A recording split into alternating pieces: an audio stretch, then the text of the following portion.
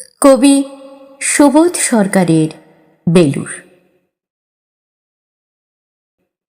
আমি একটা কোণায় দাঁড়িয়ে দেখছিলাম দুটি ছেলে গেরুয়া বসন পরে মন্দিরে সিঁড়ি মুছছিল।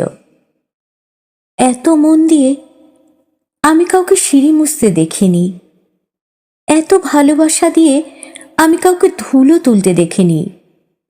সিঁড়ি নয়, যেন জননীর ত্বক থেকে ধুলো তুলছিল।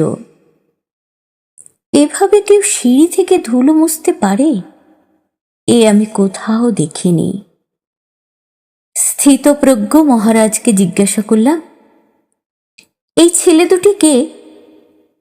মহারাজ মৃদু হেসে বললেন, একজন নিউক্লিয়ার ফিজিস্ট, একজন IBM এর 6 লাখ টাকার চাকরি ছেড়ে এখানে এসেছে।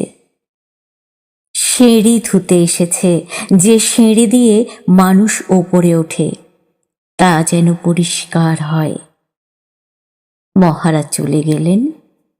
সন্ধ্যা নেমে আসছে গঙ্গায়, আমার ভেতরেও নামছে সন্ধ্যা।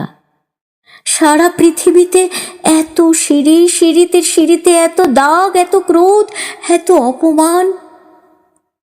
আরতি শুরুর আগে মনে হলো, যে সিঁড়ি মুছতে পারে না সে কোনো দিন মানুষের চোখের জল মুছতে পারবে না।